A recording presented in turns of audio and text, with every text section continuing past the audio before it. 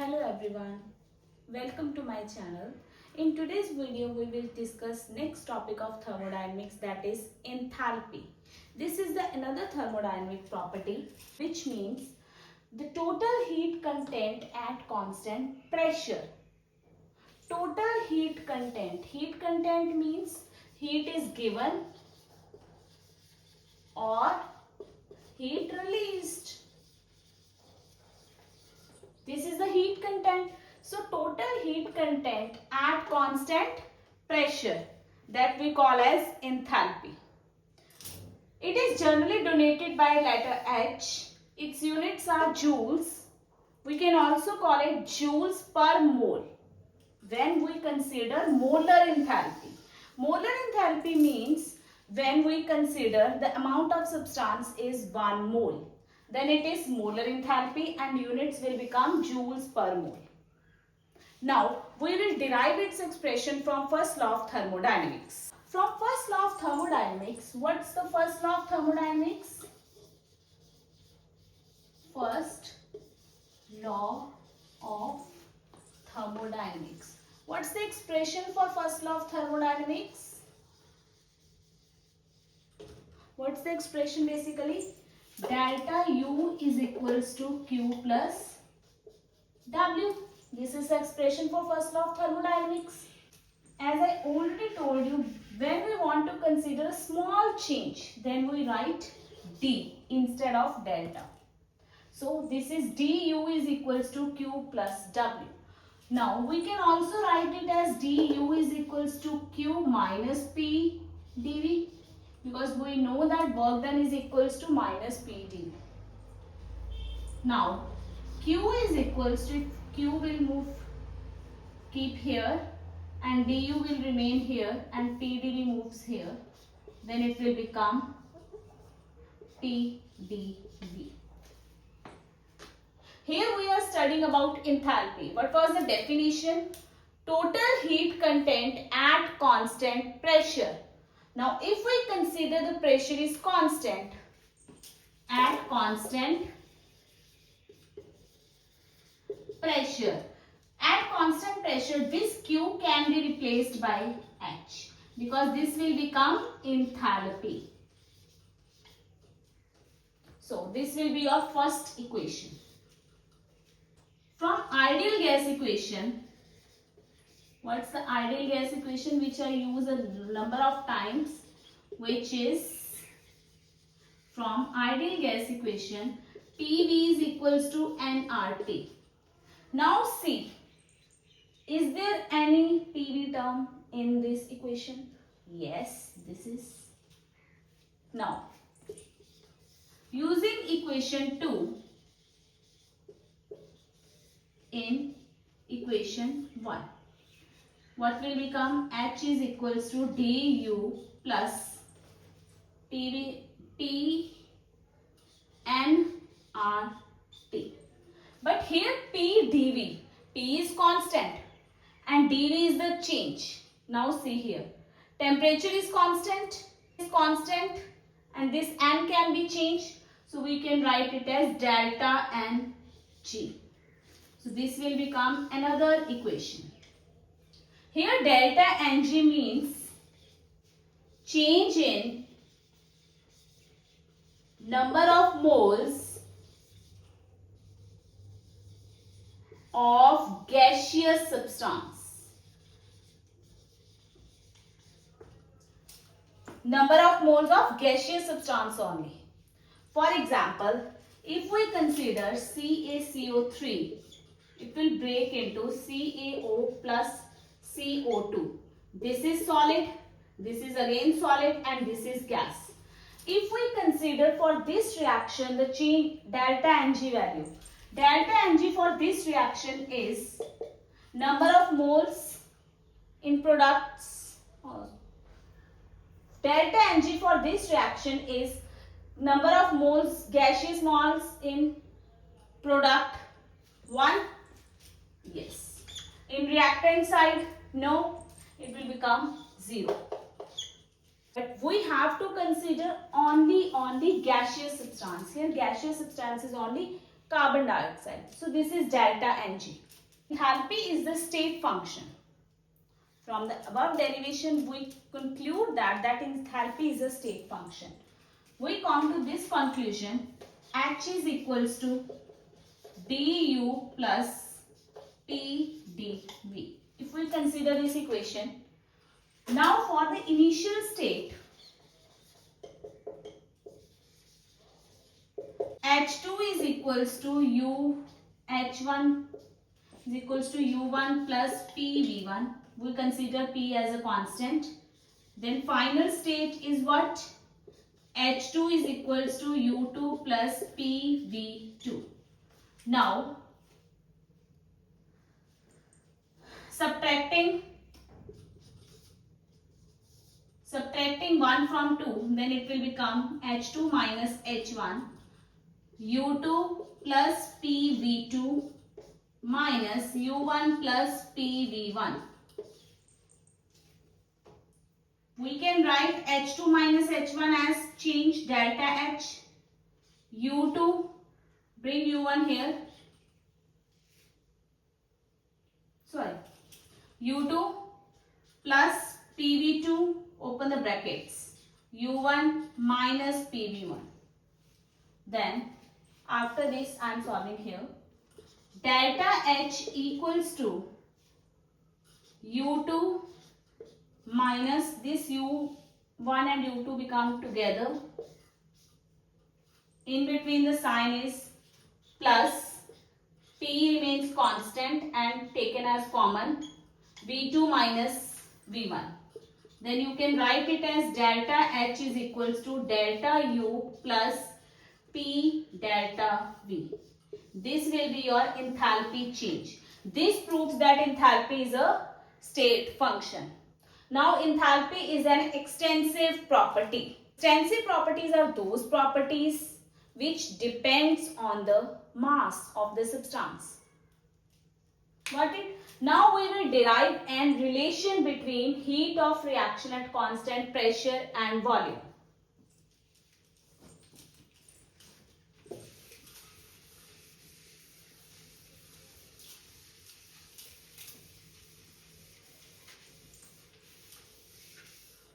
Now from this last equation we will start. Delta H is equals to delta U plus P delta V. This will be your first equation.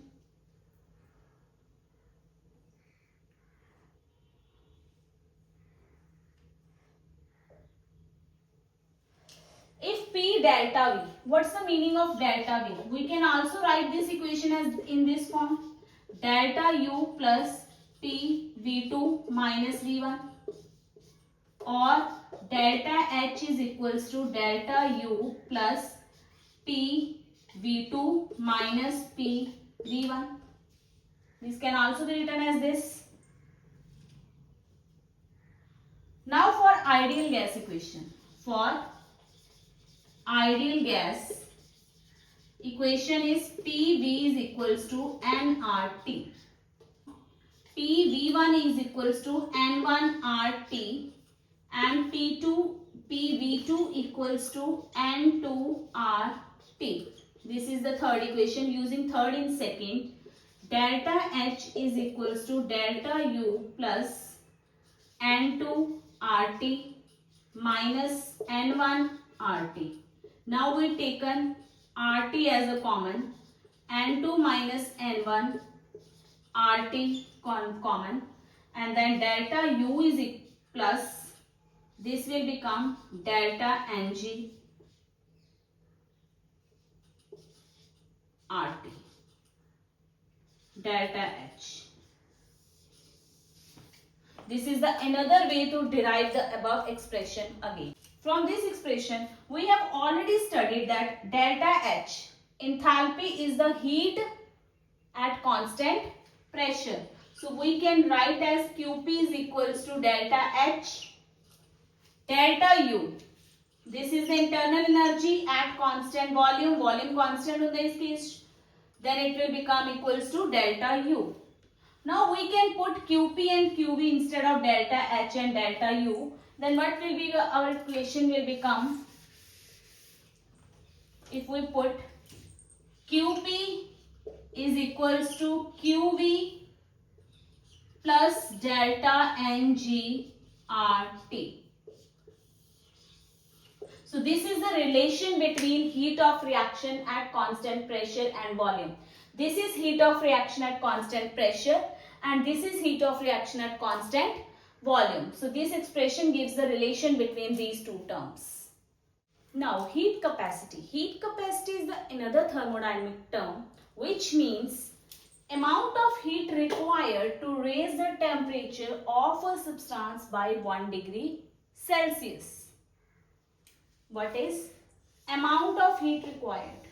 कितनी amount heat दी चाहिए है to raise the temperature? Raise means increase करना. Amount of heat required. How much amount of heat is required to raise the temperature, to increase the temperature? Temperature बढ़ाने ले of a substance, किसी भी substance का by 1 degree Celsius. So heat capacity is basically the heat required to increase the temperature by 1 degree Celsius. It is of two types: specific heat capacity and molar heat capacity.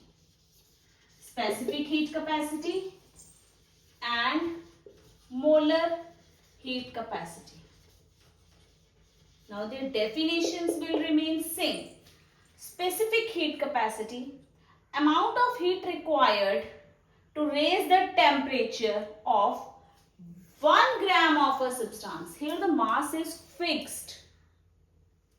Only 1 gram of substance, then it is specific heat capacity. Now molar heat capacity is amount of heat required to raise the temperature of 1 mole of a substance by 1 degree Celsius. So you just remember the specific heat capacity is for 1 gram of a substance and molar heat capacity is for 1 mole of a substance. It is represented by Cm and this is represented by Cs. Now let's move further. If Q is the amount of heat supplied, if Q is amount of heat supplied and temperature changes from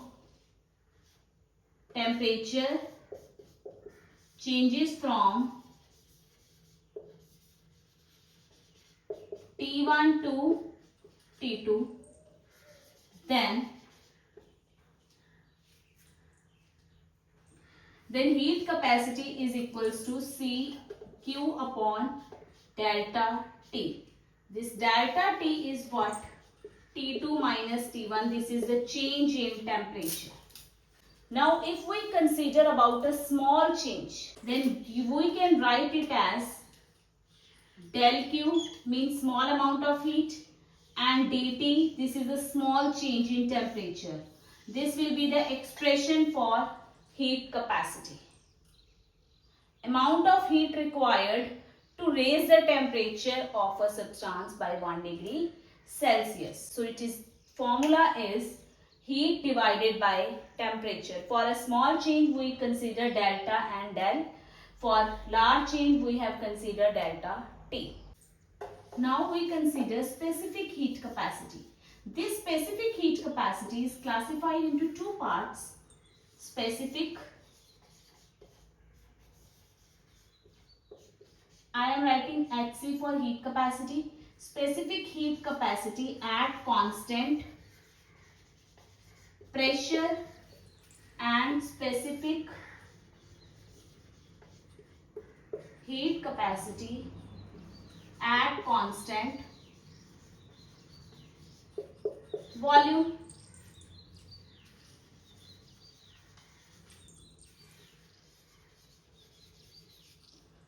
So this is a specific heat capacity at constant pressure. Heat capacity is represented by C. It is at constant pressure, so we can write it as Cp. Heat capacity is represented by C. Here is constant volume. You can write it as C. This is Cp and Cv. This is a very important topic. Specific heat capacity. It is the mostly asked topic. specific heat capacity Cp and Cv. What is the specific heat capacity? Recall the definition. Amount of heat required. This time I am writing the definition of specific heat capacity. Amount of heat required to raise the temperature,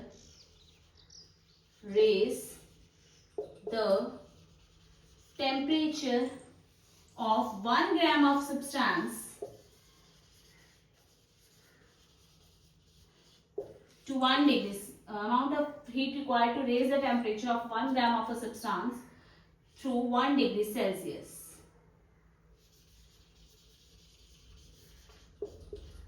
At constant,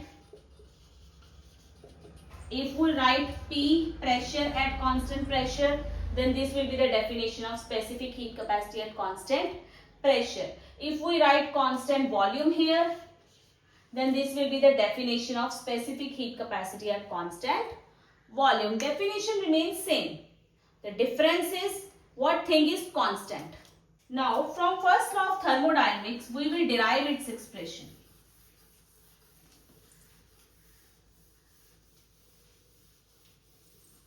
Now, first law of thermodynamics is what?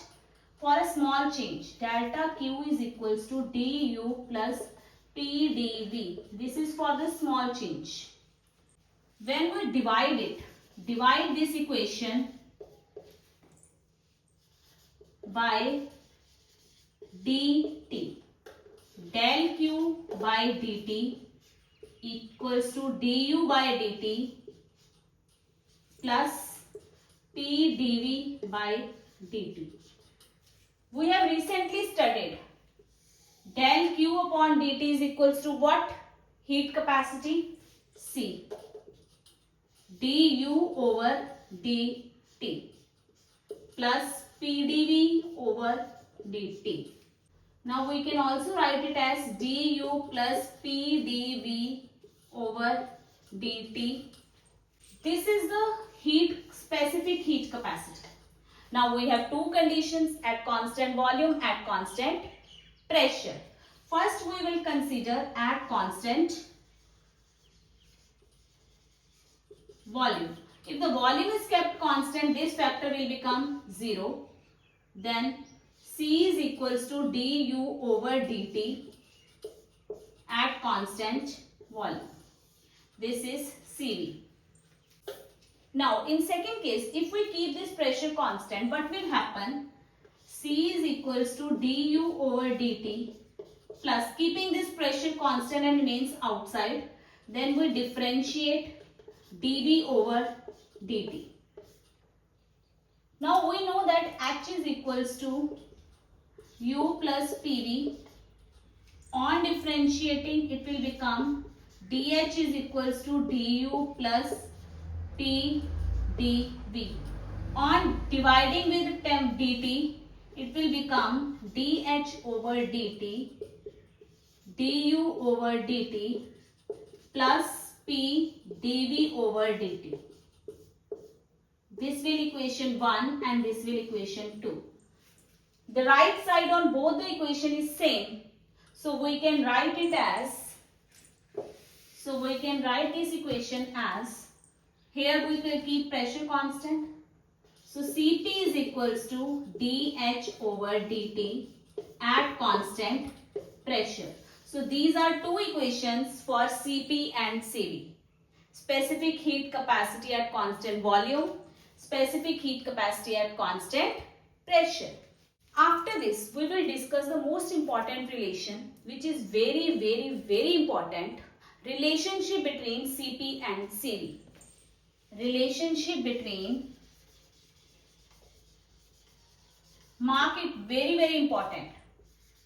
Relationship between Cp and Cv. This is very, very important.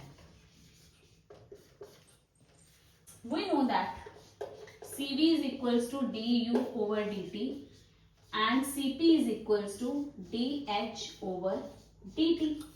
We know these two expressions. Now subtract Cv